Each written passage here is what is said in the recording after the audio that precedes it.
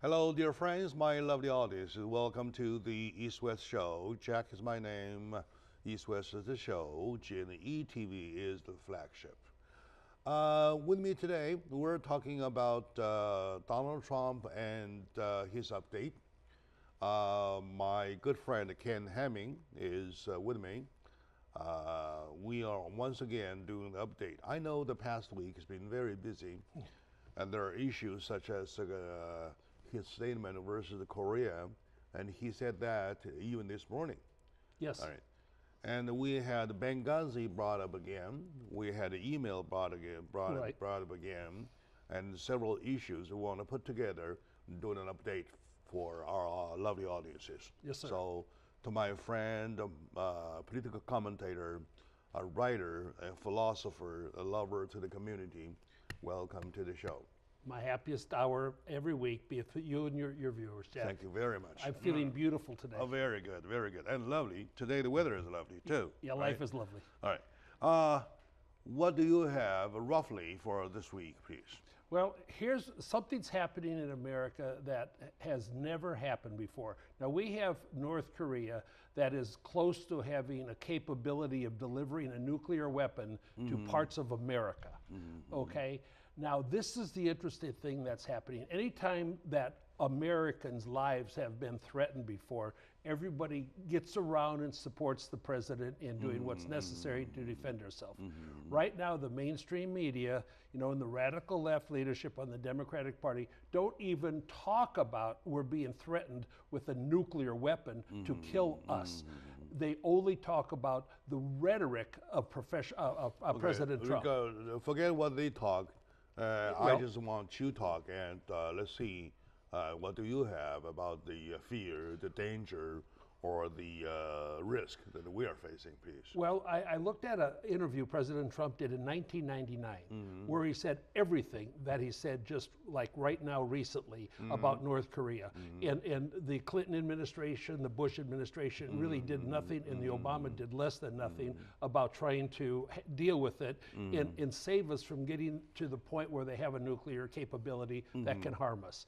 And so President Trump, as we know, is dedicated to protecting our lives, all right?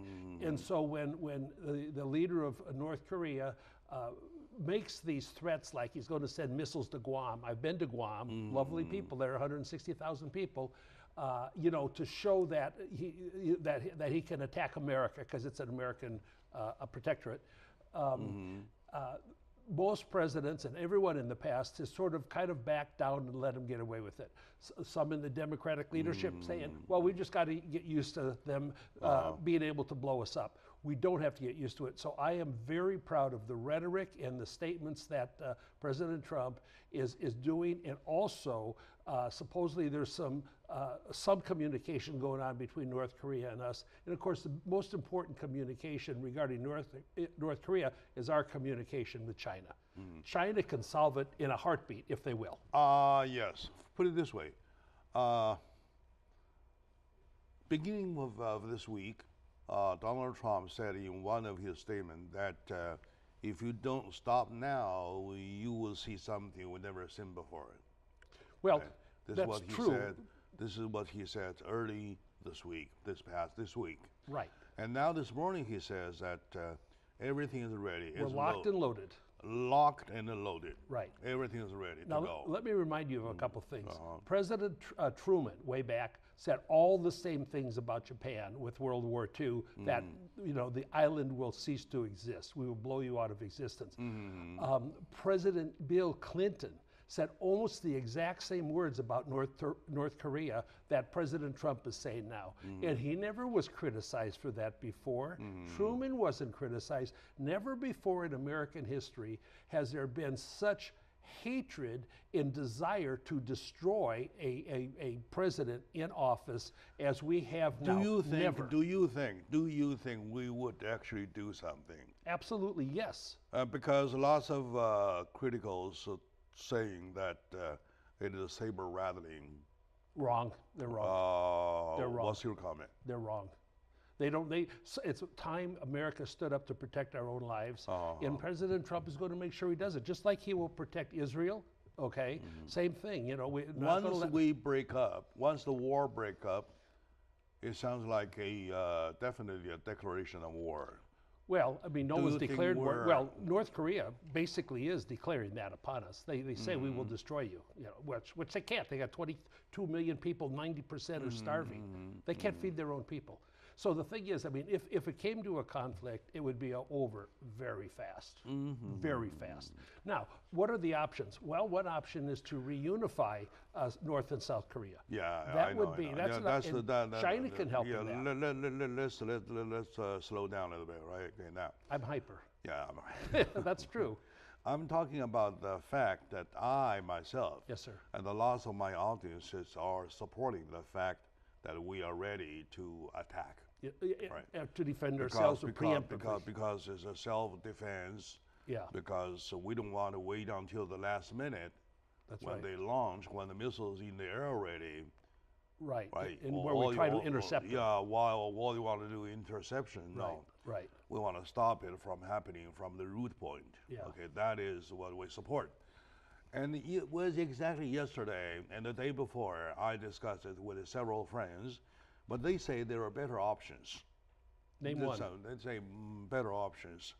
I want to discuss with you. I would like to share your thoughts when we come back after this little break. Shall we, please? Yes, sir. We're having a nice, serious discussion. Okay, very good. My dear audience, today with me is my good friend, Ken Hemming. Even though a CPA for life, he is a philosopher himself. He's got a beautiful set of mind, and a great author who wrote a book, Life is Simple, 100 Words to Live By. And by the way, last week my sister was here with her family, and I let my niece had a copy of your wonderful book. I was so honored. And she liked it, and her son liked it too. Right? I love your family. Her son is learning both English and Chinese. That one book serves both purposes. Yeah, right? It's beautiful. Thank you for that. And the only regret was that they did not have a chance for autograph. Well, we can send them an autograph book to China. Maybe next time. I will be happy. Well, you know, if we wanted to, I think we could do it with our Navy SEALs, with drones, with whatever. Because we did it with Osama bin Laden anyway. Well, he had killed lots of us, okay, already. And the leader of North Korea has not killed lots of us yet. He has tortured people that he's captured, like the guy that came back 2 months ago and then died within 3 days. Okay, so he's not a very good guy. Are you saying he does not deserve that? He definitely deserves to be off planet Earth. Because you know they have these camps over there, Jack, that are incredibly horrific, where people, for political reasons or other reasons, they put them in these camps and just wipe them out. So it's very, very serious, and people are starving. The reason they put up the second option, which is assassination, is that once the military attack is broke up, you're going to hurt South Korea too, because they're too close to each other. There's only 195 kilometers distance between Pyongyang and Seoul. Oh yeah, okay, yeah. Right. And Seoul itself is only 35 miles away from the DMZ. Right. Demilitarization zone. Right. Zone. So for that, unless you run a very precise attack, like pinpoint, point to point, right, you gonna hurt South Korean people, and perhaps Japan, pretty close. And perhaps Japan, right? And of course, to the west part, you're talking about China, right? And then once the military attack breaks up, there's going to be lots of refugees running to the west. Well, running to China from North Korea, right. Yeah. Like they estimate 2 million. Yeah, and China, of course, from a humanitarian point of view, has to take them because they're war refugees anyway. They have nowhere to go. Well, China has 150,000 troops on the border right now, and they're there to stop that from happening. No, they put up lots of tents over there. They put up lots of tents and shelters over there, waiting for, it's not an attack kind of preparation. It's kind of waiting for the refugees in case they ran over. Well, of course, right now, if you try to run over there, you will be killed. Oh, yeah, of course. By North All Korea. you do is a river, little river. You can see people from the other side, and on clear day, you can see ladies washing by the water. They So don't it's have that close, washing machines. right? Yeah. If something of that scale broke up, like Donald Trump, quote unquote, something you have never seen, militarily, it's going to be very, very devastating.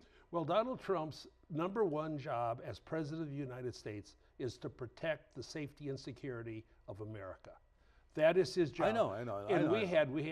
That's why I agree with the fact that whatever he does as a commander-in-chief, right, it got to be an action of this nation anyway. Of some sort of action or a solution. Yeah.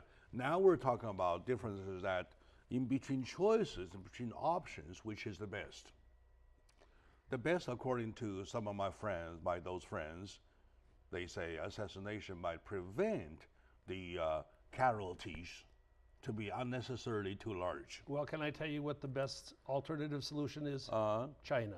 China can make it happen by stopping buying all of the exports of North Korea. China has tried. China has tried, and recently it was about a few days ago, China voted yes to the sanctions. And now we'll see if they enforce them. But here's one alternative that, we're sort of telling China that, if our banks are going to do business with each other, you need to stop doing business with the North Korea banks. Now, this is a big deal. I don't understand all the ramifications. Basically, in general, I agree with you. Conceptually, I agree with you. But China does things with their own routine, with their own schedule. And the best way to do is that these two leaders can sit together.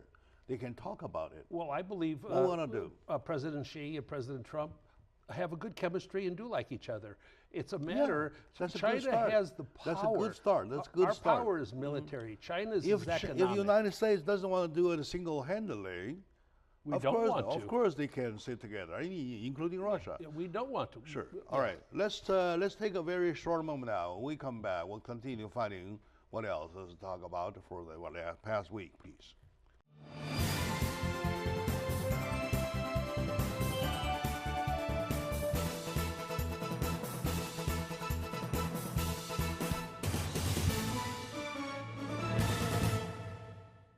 Hello, lovely friends, my lovely ladies and gentlemen. Welcome back to the show.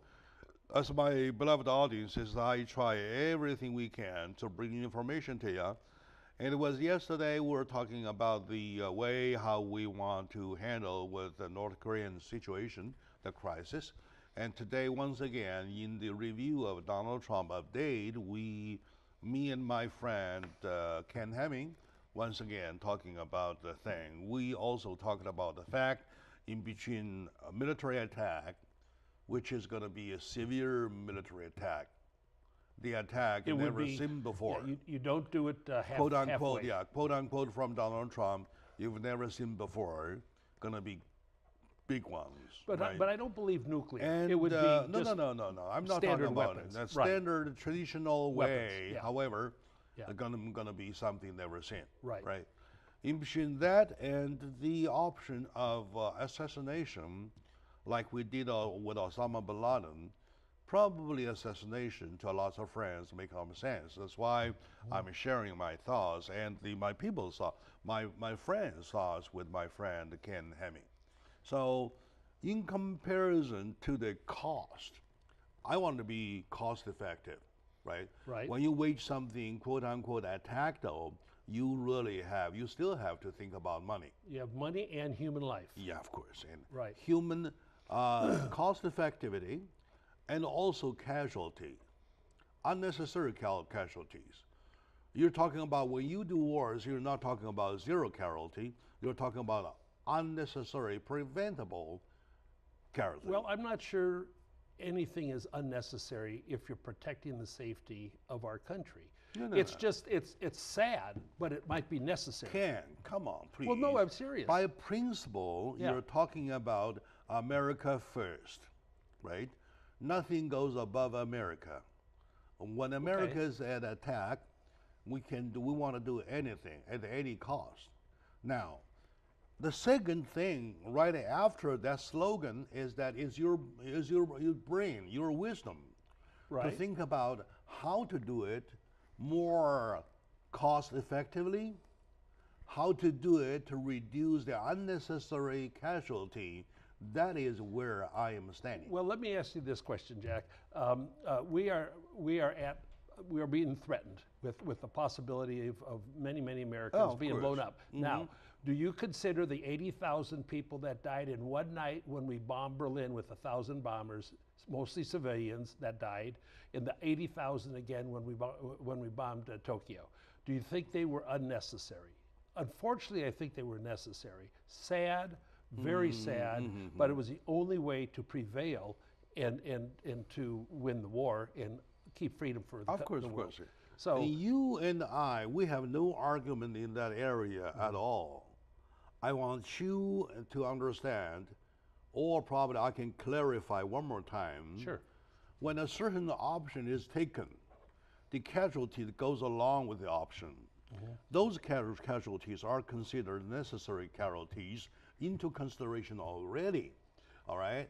Now, before the solution, before the option was taken, when you do comparisons, you do casualty versus casualty.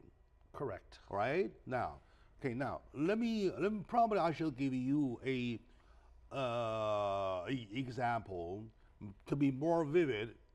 In between a nuclear bomb and a traditional artilleries. Yeah. Right?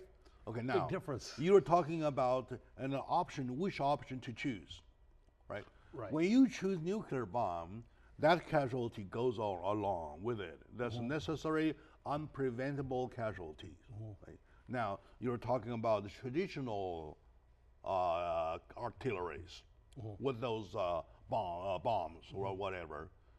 And that casualty goes along with that kind of option. Correct. Now, before anything is taken, you're talking about not only option between options, you're talking about also between casualties. Sure. So that is where I'm standing. I want to go for the most effective, most cost-effective, including. Also, I want to go casualty, most controlled casualty. But the less incredible our bombing would be of them, the less incredible there will be more South Koreans to die and more Japanese at risk. And now the president of South Korea, he wanted us to do a environmental study before putting in all our defense missiles and that could shoot down things coming toward him. All of a sudden he's changed his mind because he knows there's a real threat to his people, which includes I agree. several thousand. There are many thousands of Americans in Seoul, Korea. You call it the necessary sacrifice, right? Yeah. When is the call for, and you have to confront it. Right. You have to confront with it. And our troops would be doing that too. Or what we can do is that we plan a blanket bombing.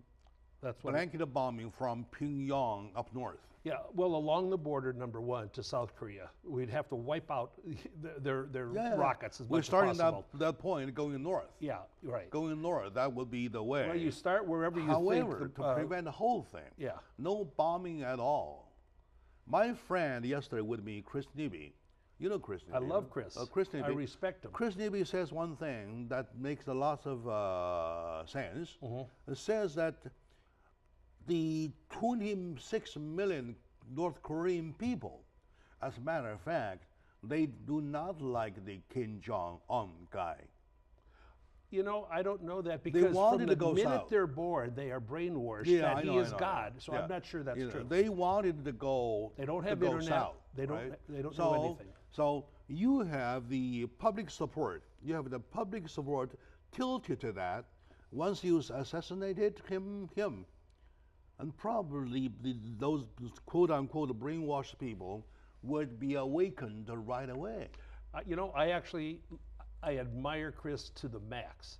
I disagree with that. I do not believe that they really want something different because their leader is God to them. Totally. I gave some doubt myself. Yeah. No, I like the thought. Because I came from China. Yeah. I experienced the time for Cultural Revolution. So when sad. people say brainwash, Yeah. the word brainwash is just a word to everybody, to you. But to people like me, myself, I know exactly what brainwash means. A brainwash, you know what brainwash means? Brainwash means that make you believe from head to toe, even from your blood, that they are right. I know the re-education camps you have. I know people that have been in them over there. Yeah. But I also know that the brainwash in the Cultural Revolution was to kill the brains, and lots of people were killed. Yeah. Okay, there was no brain That's left. why I argued a little bit with Chris Neby that these 26 million people might be brainwashed already, right? All 22 and million. They're there, 22 million, 22 million people. Yeah. Brainwashed From the brainwashed second already. they're born, they're brainwashed. Especially his followers. They're all his followers. His steadfast followers. If they're not the dead-fast follower, they're dead. Who are willing to die? Who are willing to die for Kim Jong-un? They all are. Just like the Japanese were ready to die if we had to invade Japan in 1945. 9-year-olds were trained to fight with brooms. However, the bright side, I believe we need a bright side. Yeah, the world started to see already. We need a bright side. Is that once the war breaks up, like say if we run this military attack, or we launch military attack, or we respond to theirs, or we respond retaliation way or whatsoever, right. or even we take this assassination step. The reunification of North and the South right. will be something expected in a very, very short future. Let me ask a creative question, okay? Mm-hmm. What would be wrong? I don't know what I'm talking about, but so here's North Korea. Why don't we kind of take part of North Korea, reunify it with South Korea, and part of North Korea give it to China? I mean, why not? You want to divide them? Yeah. You want to divide them and share the two countries by two countries? Yeah, right? because we have to somehow something's got to change in North Korea. I don't think China would want any piece of land of North Korea. That I don't know. Maybe Russia. Russia maybe does. Well, I don't want to give it to Russia. Russia maybe does. I don't know who I trust, but I and trust. I'll be happy to see the North and the South of Korea, yeah. of the whole Korean Peninsula got united, or call it reunited. Right. Call it reunited. Yeah, like East and West Berlin. To whoever's hand, I don't care. Well, yes, you do. You don't want it to go to the North Korean dictator's hands. No. The North Korean dictator is taken out. Okay. He's taken out. Yeah, that's cool. Whoever remains there, yeah. I don't care, as long as you reunify this peninsula. Yeah. Right. In another probably China, Russia, or United States can do a temporary ally to safeguard the transformation, to safeguard the reunification. Like we have people there now. Yeah, for a period of time, like 10 years or 15 years, they withdraw. Yeah. And then you're a beautiful country, one country of one peninsula. That would be the way. Well, we'd all love that, okay? Now, here's what happens if something like that happens. You know, there's no money in North Korea. There's just poverty, there's starvation, and then all of a sudden the responsibility for feeding and whatever goes to South Korea. I pointed out that too, because a bunch of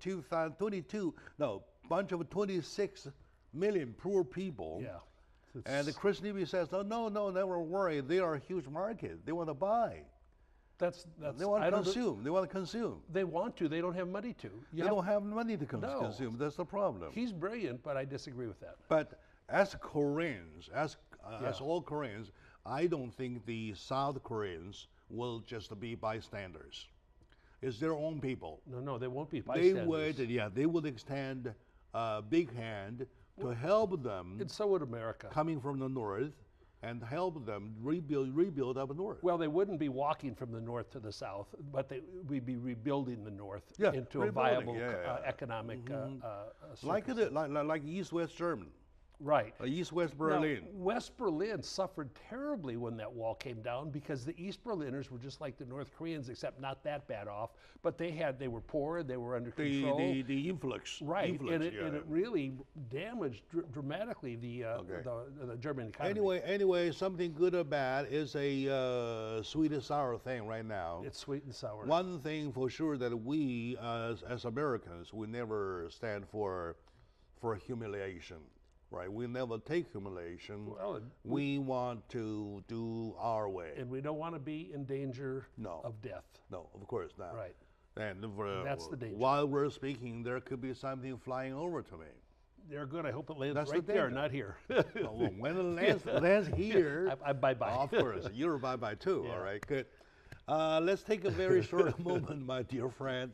When we come back, we'll continue fighting. How about Benghazi? There are lots of talking about Benghazi. 4 dead and men. The email, and also there are 30,000 missing emails. I'm absolutely interested in finding what's in there. Right? So stay with us, please.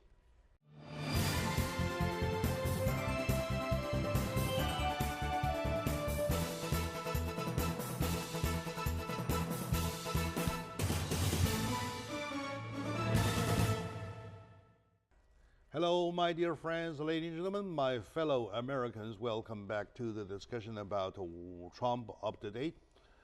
Trump update covers a lot of aspects. I started to see positivity a lot in the recent weeks about Donald Trump. Ever since he made his statement about saying that if you don't stop, you will see something you will never seen before. And like this morning, he says, we are set and loaded. Yeah, locked and loaded. We're ready. So from that point on, we stretched our focuses to see what we can do between choices or among choices with the North Korean situation. And then we started to see some kind of a bright side, some daylight, that North and the South finally would have a chance to be reunited, to reunify this poor peninsula for more than half a century. They were one country before. That's something needs to be done. All right, we give them a whole thumbs up, give them a good luck. See, we can do something. Absolutely. The best scenario will be that the guy backs off. And the worst scenario would be that we became submissive and just let them get the nukes, and we say, okay, take a chance. That would be the worst. No. It won't happen. We don't want to do that. We don't want to. Our other presidents before did that. No, well, that's another subject of another show. Yes, sir. All right, good. Thank you very much. Right. Yeah. What do you want to see, or what do you want my audience to see about the Benghazi deal? Well, now there's been, one thing now when they say, like yesterday or something, there was a judge in D.C., federal judge, that did rule that the Justice Department did not properly investigate their own email server looking for emails related to the Benghazi thing, to Hillary, to Uma Abedin, and some other people. Now, the Heritage Foundation is a foundation pretty much conservative, but primarily focused on preserving the elements of the Constitution and the Bill of Rights. Okay, so and I'm a supporter of it, and so what they do through lawsuits and different ways that they can figure out is they get access to these things that otherwise are being denied to us just by the power of the government saying no. And so now what I really don't like is every time now when they say, well, this judge or that judge, they say whether it was appointed by Obama or by Bush or something. Forget it. Judges aren't supposed to be activists for a particular party. They're supposed to just enforce the law.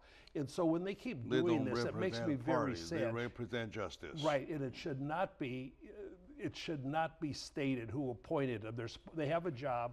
But sometimes they're activist judges and they ignore their job. Put some brain in the situation, Yes, or sir. put some brain in the subject, Yeah. right? People tend to separate the Benghazi tragedy and the email issue. Oh, they're very and related. even with the email issue, it is only an issue of email misconduct. This is how, Well, let me finish. Okay, yeah. This is how one group of people view the situation, right? Now, there are other group of people who view differently, all right? It is because of the email content, listen carefully and attentively, right?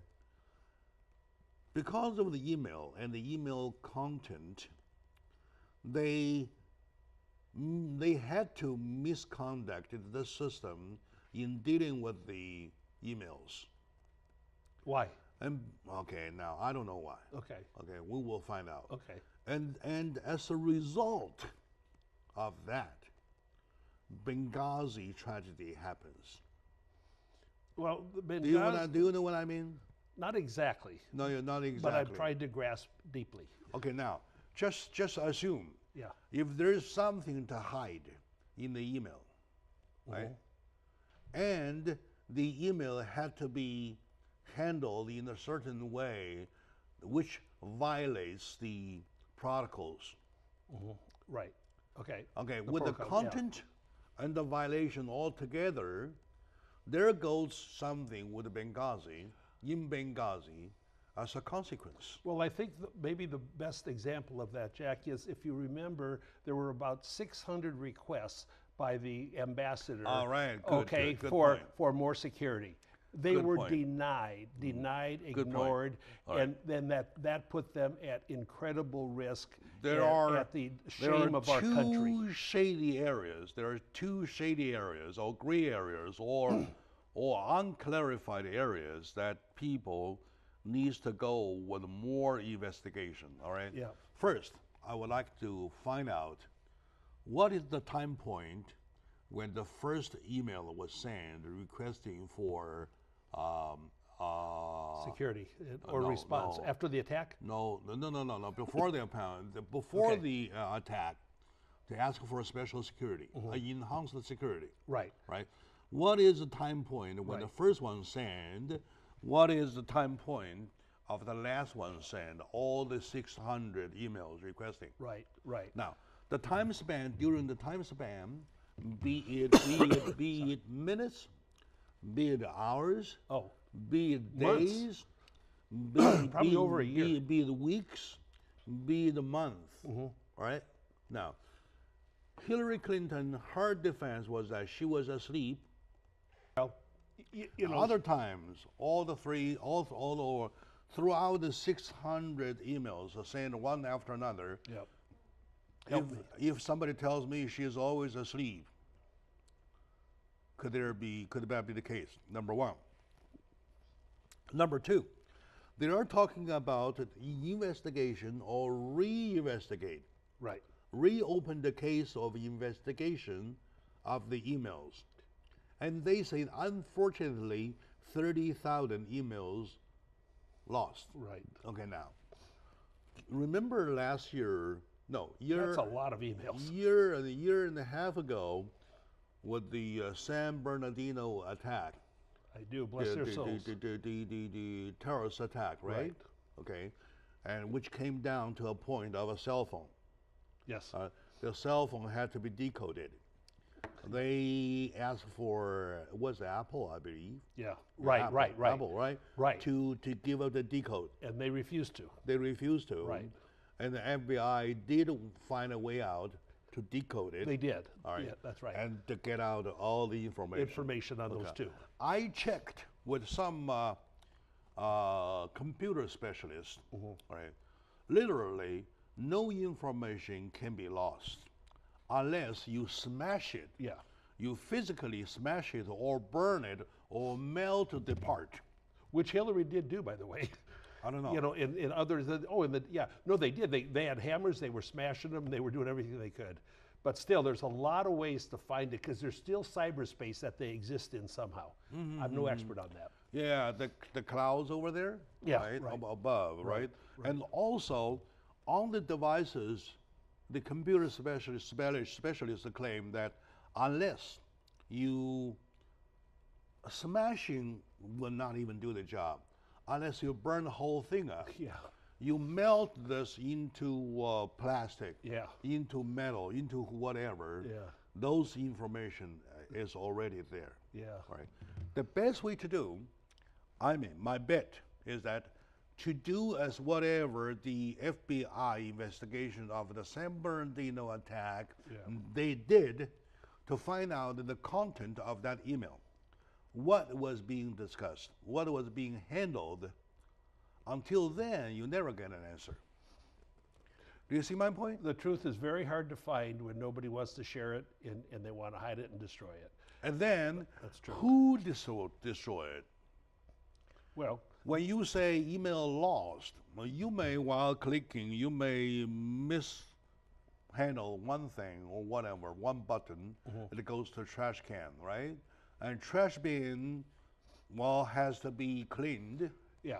Once trash bin cleaned, the motherboard, according to my computer friends, still has the memory of it. Yeah, because like I delete 100 emails a day, you know, because I get so many things, but they're still alive. They may be They're still somewhere. Yeah, they're still they're somewhere. in there. Right? Yeah, Okay. they're in there. Now, Somebody that knows what they're doing could find them. why would the 30,000 email missing? Is it because people mishandled it?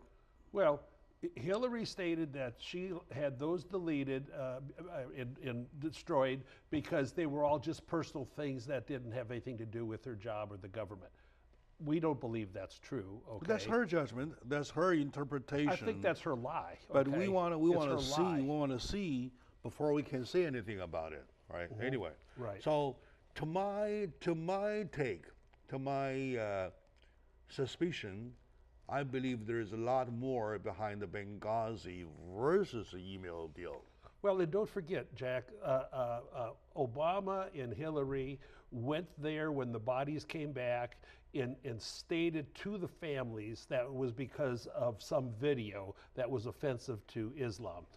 It was an absolute I don't think lie. so. Oh, yes, of course. I don't think so. Oh, I will I put know. my life on it. That's what they said. I know They that's what lied she says. right to the that's what she face. says. Right. But I don't think the reason. Was a lie. Was something else, right? It was the reason. Of course, it was something else. My dear friends, let's take a very short moment now. When we come back, we'll continue from there right away. I believe somebody had lied big time. Big right, time. with this Benghazi issue. Big time. 4 lives were taken. All right, so there has to be a reason. And All we right, let stay them with us. die. That's what hurts. All right.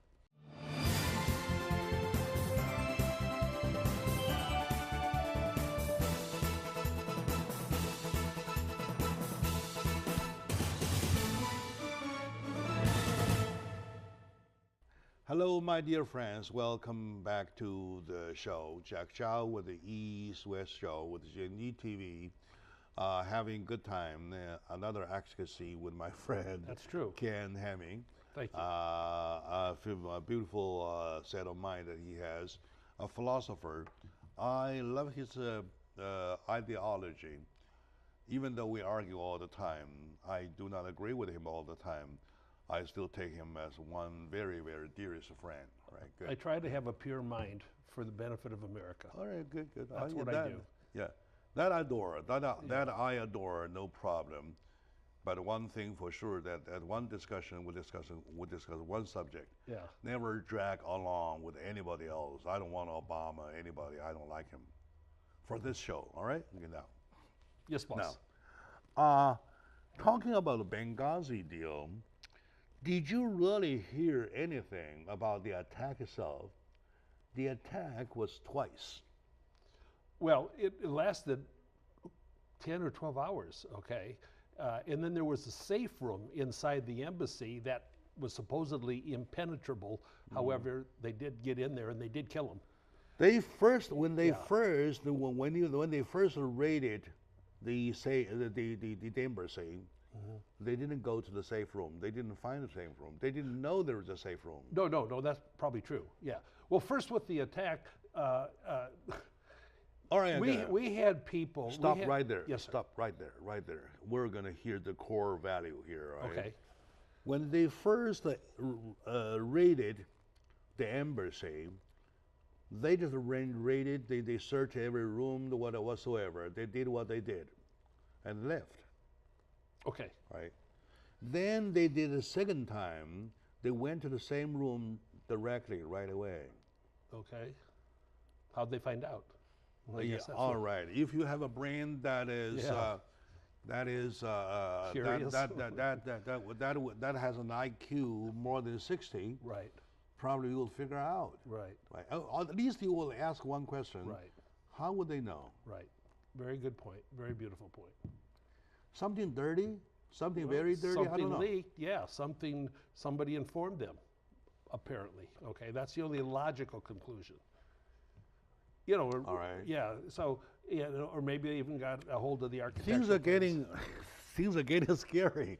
Caused me goosebumps already. It's so, see, we could have got our troops there. Maybe they'd have been a little late. Maybe they'd have been Forget on it. time. Maybe we said too much already. But one thing for sure, I want really somebody to be held responsible for the fact that during the whole process of sending 600 emails asking for help, why wouldn't anybody take any action? Because they were derelict in duty. That's the only answer. They were derelict in duty in not protecting our ambassador and his people at the You know embassy. the nearest U.S. military spot, how far that was? I no, but I know we could have got there. The men that would have gone there said they could have got there in time. Of They were course. told to stand down And 4 about times. less than 300 kilometers. Yeah, and planes go fast. That's about Yeah, right. That's about 2 hours and 10 minutes Well, by driving. right, but they've had By helicopter. they've got helicopters. By helicopter, 20 minutes. Right, right, By jet flight, right. 20 seconds. 20 seconds. You never know. Yeah, right, Okay, yeah. but you need an airport to do it, right? That's but helicopters correct. will do. Right. In other words, the 20 minutes will do the Helicopters job. would do All right. And once again, we're not sure about the timing thing. Right. I only want to make one thing clear, that I have questions. Yes. My question lies in the fact, as the United States, as a nation, are we responsible for people, for our elites sent out to the outpost, We're supposed to be, yes. right? To We the failed. outpost. We failed. If anybody's life is in danger, we told them already. You got a whole country behind yourself. That's right. Am I right? Right. Okay.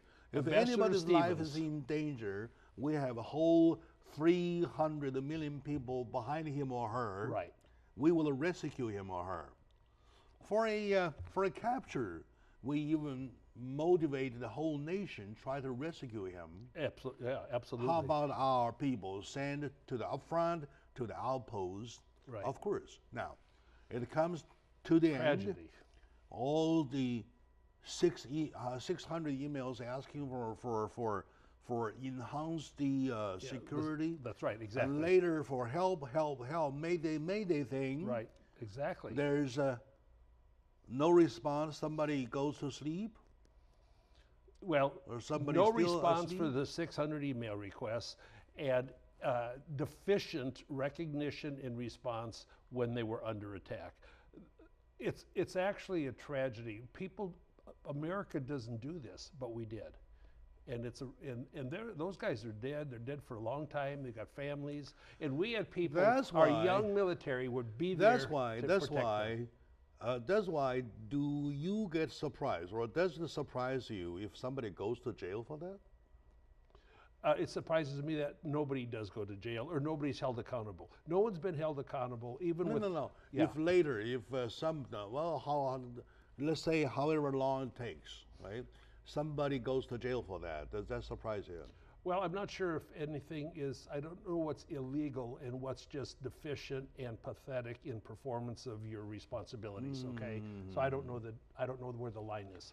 And probably for the line though, we want to check with the attorneys to find out what the definition and the line. I'm talking about negligence. Gross negligence. Gross negligence. Can be criminal Gross when negligence. deaths occur Can as it- a result. Can it or cannot it Yeah. be criminals? I would think so. Gross negligence, like number one, like gross negligence is driving drunk and running over somebody. sure, of It's course. gross negligence has a pretty big meaning. Okay, now, I have my show scheduled for 10:30. Yes, sir. By the time 10:30, people found me drunk.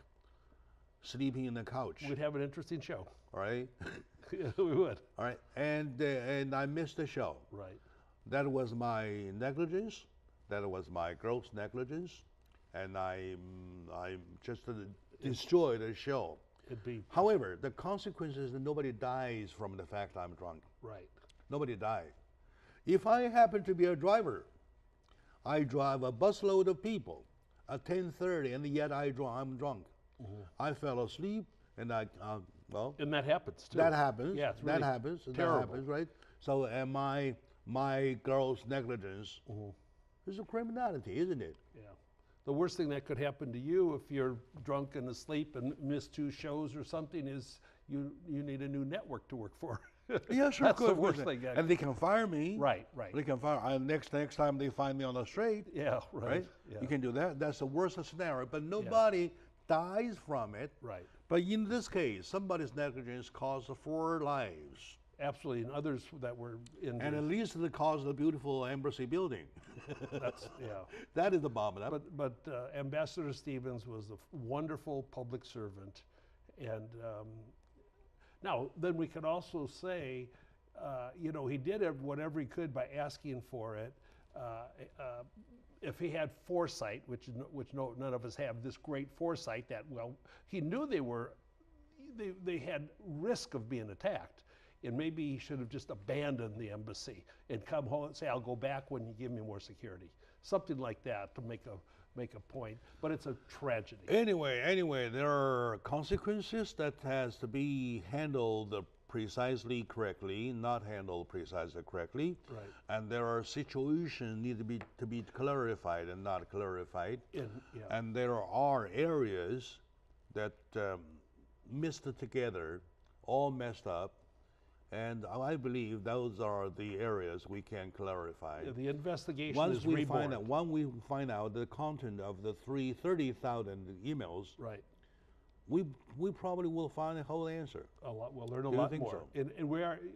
I believe Jeff Sessions, our Attorney General, is going to have a special prosecutor investigation on I this. recall prior to taking office during the campaign trail. Donald Trump said once swearingly that he would start the investigation versus this. Right. Is this a part of his action? Well, this is generated by the Heritage Foundation, and they have created very many wonderful opportunities to get more information that the government does. See, both sides of the government. I'm trying to find out, does it having anything to do with Donald Trump's intention? Well, I think this particular result in decision by the judge was a result of the Heritage Foundation's suit. President Trump would certainly support that. Okay, very good. My dear friends, we're over time, but we are happy, and we want things warrant justice to be served. We do. And to North Korea, to that peninsula, we want the North and the South to unite. We need See how lovely we are, right? We are lovely people. We are only the best, all right? Thank you, my dear audiences, for watching. And to my friend Ken Hemming. Thank you, Jack. Thank you very much for sharing. Love you and your people. Yeah.